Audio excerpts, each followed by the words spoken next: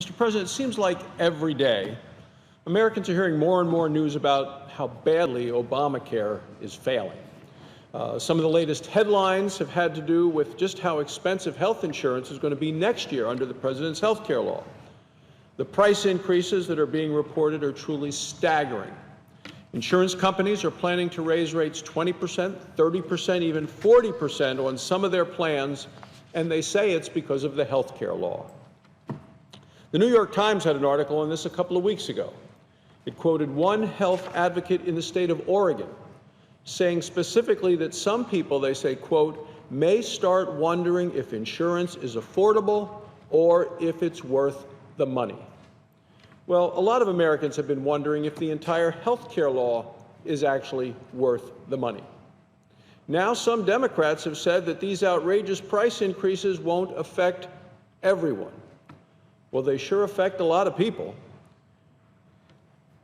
You know, my colleagues on the other side of the aisle say that the increases won't be as large as they're going to be if you're willing to switch plans every year, or if you accept less access to doctors, or even less access to medications. Well, the argument makes the same mistake that President Obama made from the beginning about the health care law, and it confuses coverage with actual care. In Connecticut, some insurance companies say that they've come up with ways to slow down the increase in their premiums. What they're doing is they're actually cutting access to care.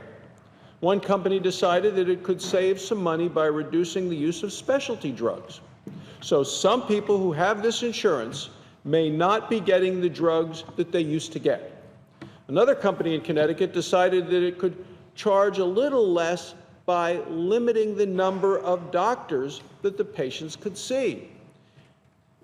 Instead of raising rates by 12.5% next year like it planned, they said the company now will just be raising rates 11.5%. That's the kind of situation that hardworking families are facing. Higher premiums, less access to care. These narrow networks of hospitals and doctors aren't just hurting people in Connecticut, they're turning up in Obamacare plans all across the country. There was a study that came out this month. It found that plans offered through Obamacare insurance exchanges across the country cover 34% fewer doctors than the average plan sold outside the exchange. Now, it's even worse for some specialists. According to the report, exchange plans include 42% fewer oncology and cardiac specialists. Well, that's cancer doctors, that's heart doctors. So if you've got cancer or if you've gotten a heart condition, there's a much lower chance that your doctor is covered by your Obamacare insurance. People are paying outrageously high premiums, co-pays, and deductibles, and they're left with insurance coverage that may not cover their care. So a lot of people have decided they just can't afford the Affordable Care Act. They would rather pay a tax penalty to the IRS than spend hard-earned money on this limited and expensive Obamacare insurance. According to the IRS, last year, 7.5 million hardworking taxpayers paid that tax penalty. It's 1 out of 17 taxpayers. Another 12 million people couldn't afford Obamacare insurance or didn't want it, and they filed a form saying that they shouldn't have to pay the penalty at all because it was unaffordable. There were only 6 million people who actually signed up for Obamacare exchange plans last year, and almost 20 million people rejected Obamacare because it was too expensive, it wasn't right for them and their families. Now, President Obama has said repeatedly that the health care law is working, he said, even better than he expected. Is this what he's talking about? Even better than he expected? More Americans are rejecting Obamacare than are signing up for it on the federal exchange. Is that better than the president expected? Does President Obama think that the federal insurance exchange is working better than he expected?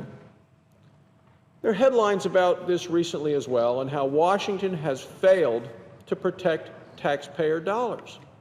The Government Accountability Office set up a test of healthcare.gov, you know, the president's website, the one that failed so miserably. Well, what they did is they created 12 fraudulent applications in order to see if they could actually get health insurance subsidies using fraudulent applications. 11 of these 12 phony applications were approved last year. Now, here we are a year later.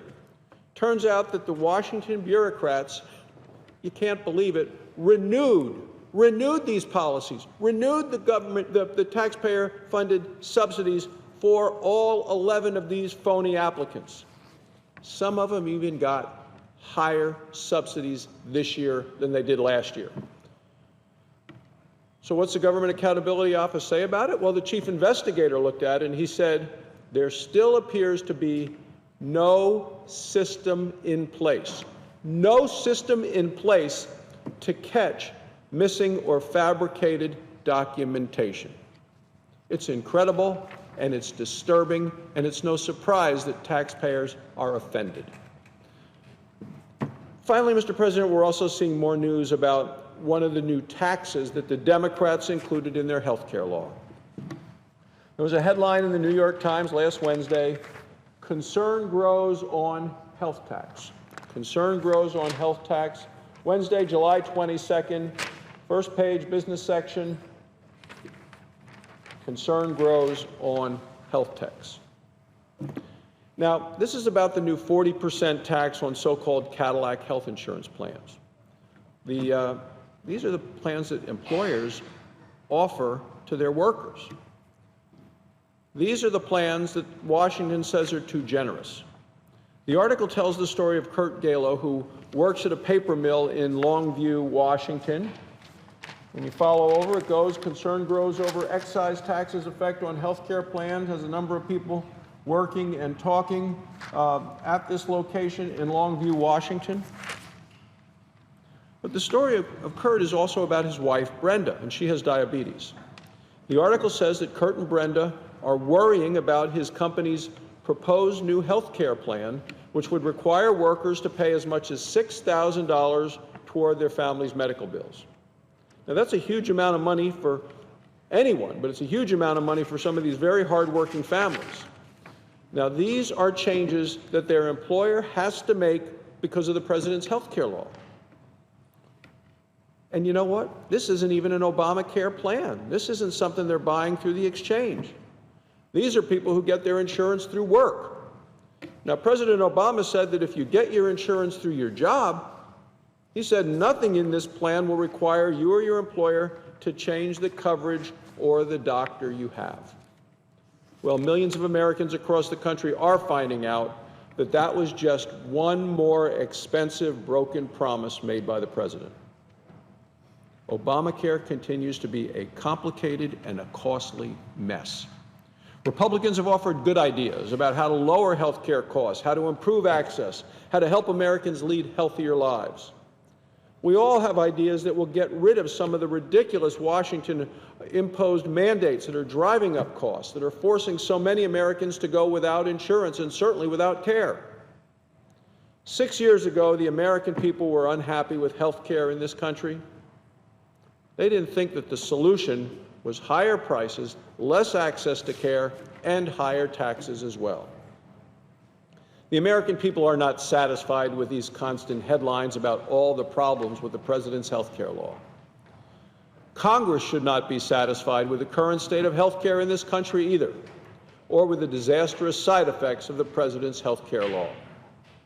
It is time for the president to admit the health care law is causing pain and problems all across the country. It's time to start anew, to give people the care they need from a doctor they choose at lower costs.